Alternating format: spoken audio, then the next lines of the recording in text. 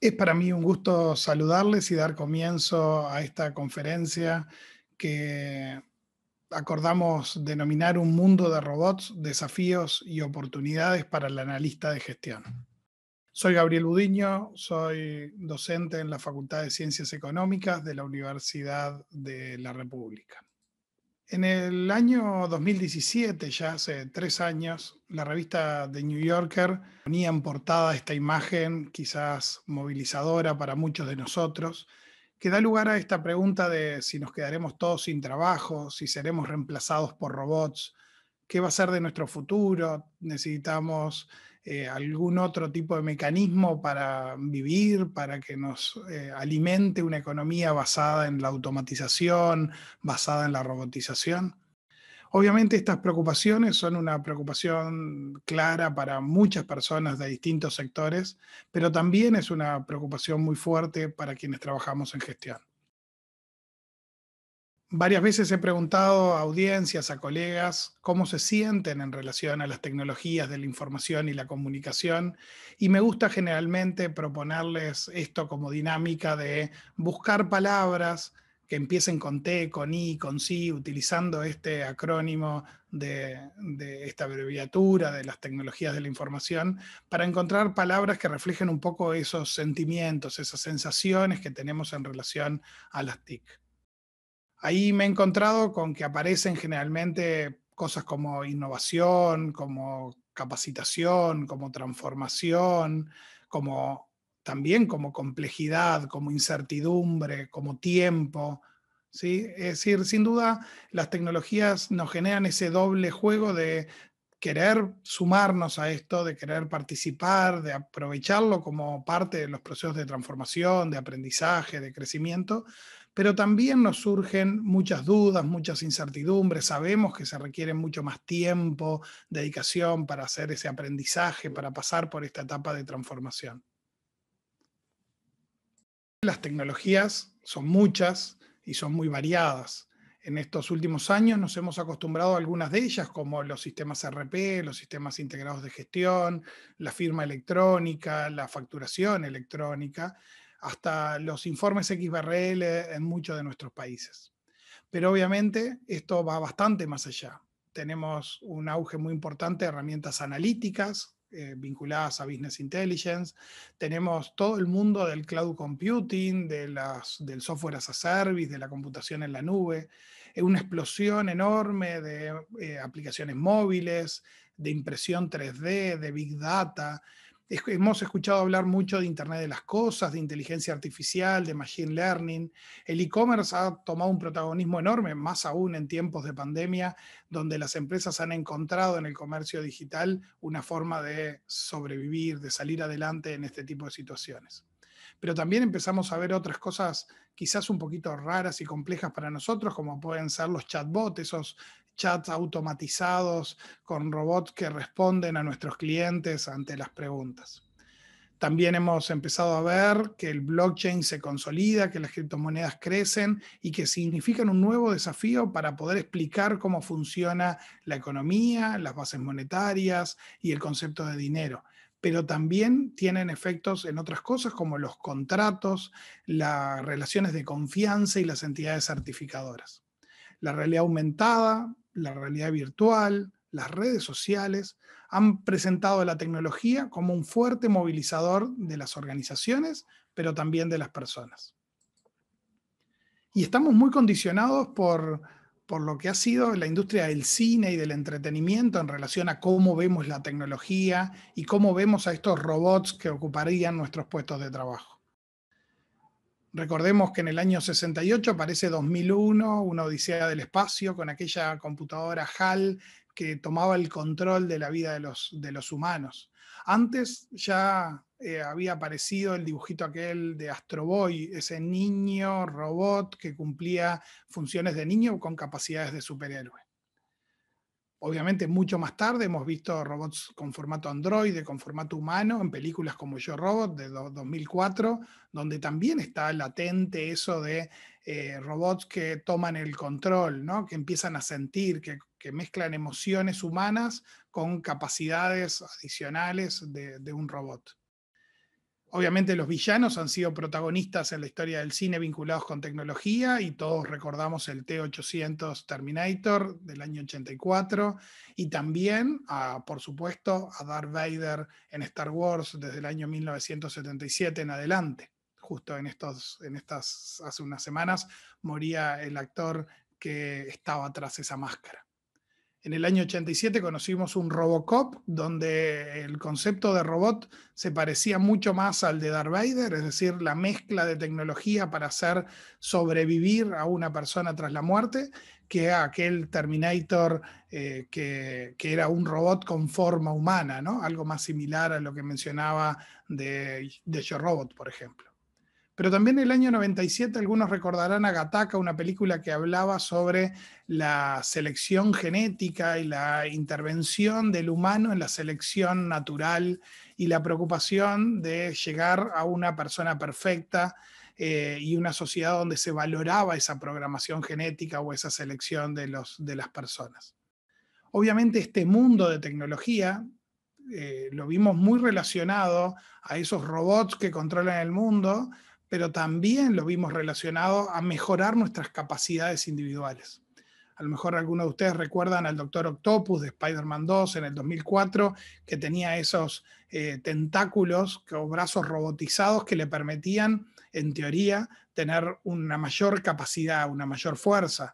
O a este personaje de la serie Star Trek del año 87 que podía ver a pesar de que sus ojos no funcionaran, sus ojos biológicos no funcionaran.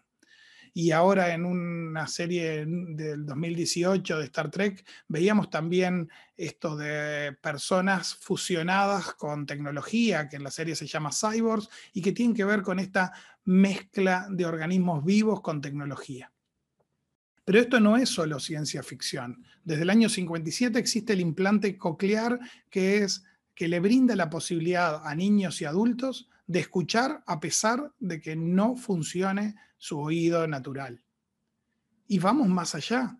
Tenemos artistas, cyborgs, que ya desde el año 2004 han incorporado a sus organismos dispositivos tecnológicos para ampliar las capacidades de interpretación o de entendimiento de su contexto.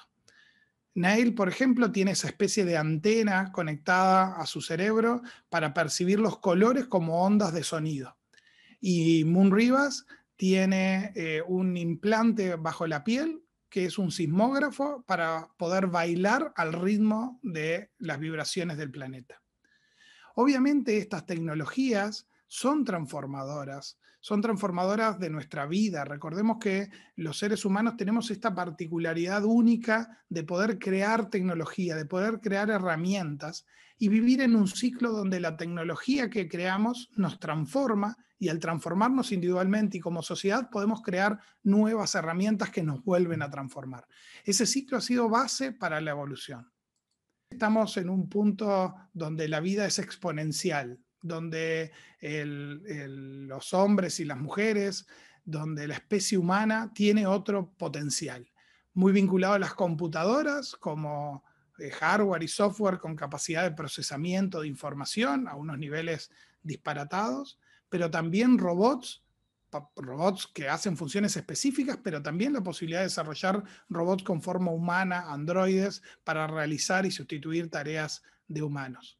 Y estos cyborgs, esta combinación de tecnología con organismos vivos, también es protagonista en estos tiempos y amplía nuestras capacidades como seres humanos.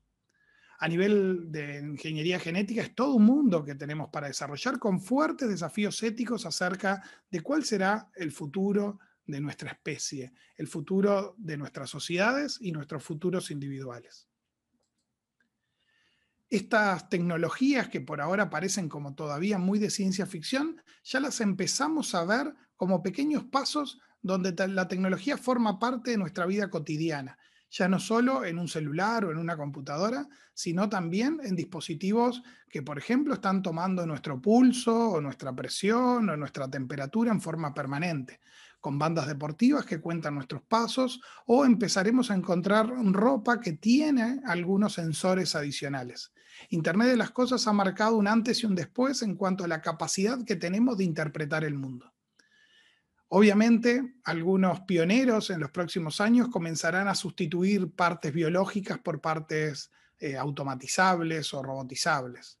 Muchas personas comenzarán a ser verdaderos cyborgs a un nivel mucho más profundo del que soy, pero sepamos también de que todos siempre hemos sido cyborgs desde el punto de vista que incorporamos, por ejemplo, lentes para mejorar nuestra capacidad de vista o reemplazamos por un accidente las piernas que han sido amputadas por piernas robotizadas. Hoy tenemos la capacidad tecnológica para ir más allá, para ser un nuevo ser humano, una nueva especie humana. Obviamente la fusión de la infotecnología y la biotecnología van a hacer que muy pronto miles de millones de humanos van a quedar fuera del mercado de trabajo.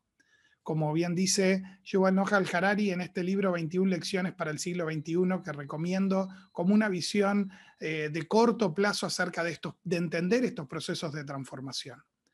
Esto es un desafío porque las máquinas y nuestras capacidades aumentadas a partir de la tecnología van a permitirnos transformar tanto la forma de producir, de crear, de consumir, que obviamente hace una necesidad de repensar cuál va a ser el rol de los humanos en esta nueva economía digital y altamente tecnificada. A medida que la inteligencia artificial mejore, dice Harari, puede que pronto alcancemos un punto en que ningún humano logre comprender las finanzas. Y este es un punto importante que ya está ocurriendo.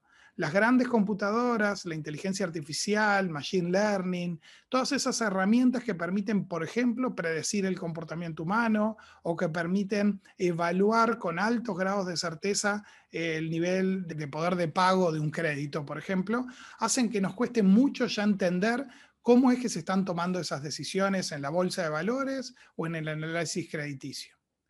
Por lo tanto, estamos en un desafío muy importante, porque además, como dice Harari, no tiene por qué ser perfecta la tecnología, solo necesita ser en promedio mejor que nosotros los humanos, y eso la realidad es que es muy fácil de superar. Somos animales muy débiles en forma individual, nuestro conocimiento está creado sobre una base social, y por lo tanto, esa tasa de reemplazo se va a acelerar muchísimo en los próximos años.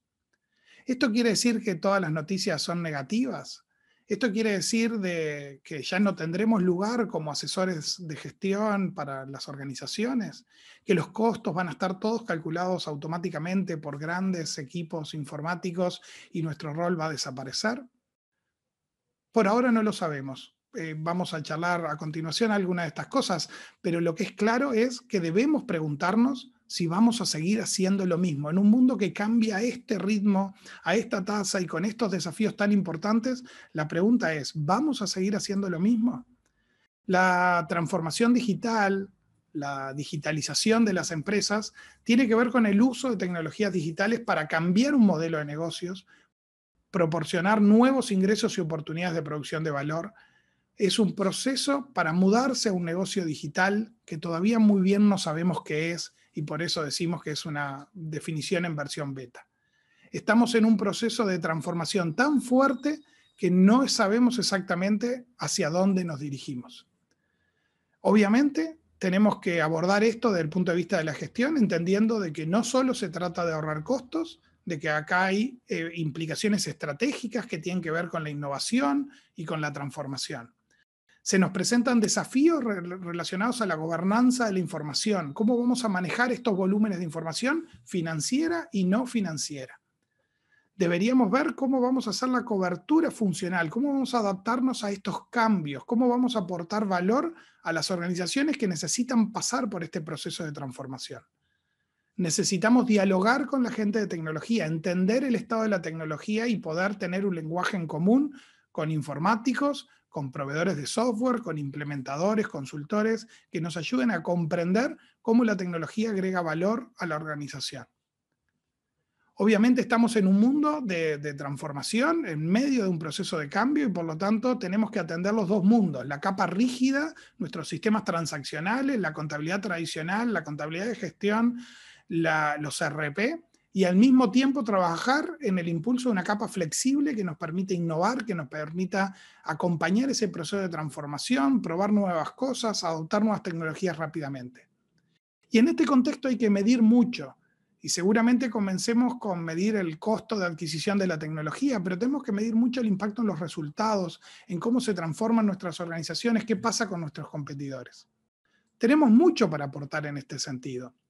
Los profesionales de gestión tenemos un fuerte conocimiento de los procesos, tenemos una visión integradora, una visión sistémica, tenemos la posibilidad de entender las organizaciones como un todo complejo, de poder ver cómo la información fluye. Tenemos además fuertes competencias para establecer puntos de control, para asegurarnos el cumplimiento de objetivos. También somos muy buenos en términos de entender las necesidades de segregación de funciones, de asignación de roles de usuarios. Y además tenemos una base fundamental. La contabilidad fue un sistema de información clave para todos estos procesos de desarrollo económico que estamos mencionando. Y por lo tanto tenemos conocimientos profundos de lo que significa un sistema de apoyo a la toma de decisiones. La pregunta que debemos hacernos es si existe alguna parte de nuestro ejercicio profesional que en los próximos 20 años no sea automatizable. O yo diría en los próximos 10 años. O quizás tenemos que ir un poquito más allá y preguntarnos qué parte del ejercicio profesional será automatizable dentro de los próximos 5 años. Y además, la pregunta en realidad deberíamos llevarla a nuestras tareas individuales. ¿Cuáles tareas podrían ser automatizables en breve y por lo tanto dejar de ser nosotros relevantes para ellas? Varias veces en actividades con colegas he propuesto hacer dos listas, ¿no? Las tareas automatizables y las tareas que realizamos que no son automatizables. Y yo siempre invito a los profesionales a revisar esa segunda lista de tareas no automatizables para ver si en realidad la tecnología está evolucionando más rápido de lo que creemos y efectivamente sí sea automatizable. Esa lista nos permite poner foco en lo que tenemos que hacer. Harari dice, será mucho más difícil sustituir a los humanos por máquinas en tareas menos rutinarias que exijan el uso simultáneo de un amplio espectro de habilidades y que implique tener que afrontar situaciones imprevistas. Quizás esas serían nuestras tareas foco para el futuro. Eso implica desarrollar nuevas habilidades, nuevas competencias, desarrollar lo que tiene que ver con la creatividad, con la inteligencia emocional, con la experiencia, proyectar nuestra visión, desarrollar esas competencias digitales que nos ayuden a entender este proceso y a su vez poder ayudar a terceros en esa misma línea. Que nosotros tengamos organizaciones y profesionales que hayan pasado por estos procesos de repensar nuestros roles, de pensar nuestra función en la sociedad, tanto individual como decía, de las propias organizaciones, nos va a permitir crecer de una manera importante, seguir estando como relevantes en este proceso y ser valiosos para las organizaciones, para la sociedad y para nuestra propia transformación individual. Tenemos tarea.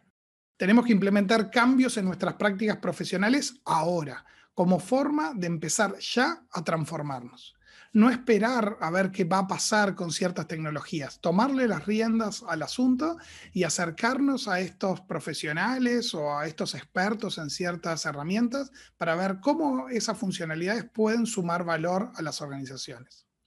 Obviamente no se trata de hacer cambios transformadores de un día para el otro de nuestra vida profesional. Quizás ustedes no conozcan a este señor. Este señor, Bernard Shadow, allá por el año 69, 70, mientras el hombre llegaba por primera vez a la Luna, se puso a reflexionar acerca de cómo se llevaba el equipaje, cómo cargábamos maletas por los aeropuertos, cómo nos manejábamos en las ciudades. Y se dio cuenta que cambiando de posición estas maletas y poniéndole rueditas en la posición vertical, encontramos una forma distinta y transformadora de cómo llevamos el equipaje. Quizás muchos de nosotros ahora estamos añorando no poder tomarnos un avión y cargar con un carrión para llegar a Santiago de Chile y poder compartir esta charla en vivo y quedarnos en una charla de café y aprender del intercambio y del conocimiento de los colegas en otros países. Pero este pequeño cambio fue transformador. No precisamos reformular toda nuestra práctica profesional. Tenemos que empezar a encontrar nuestros pequeños carrión, nuestros pequeños puntos para la transformación. De mi parte, invitarlos a un diálogo, a continuar esta charla con preguntas de ustedes para, para crecer juntos, para construir ese futuro de una manera colaborativa, de una manera constructiva y con un fuerte foco en las personas, que al final de eso se trata. Desde Uruguay, mi saludo para ustedes y continuamos a continuación con preguntas.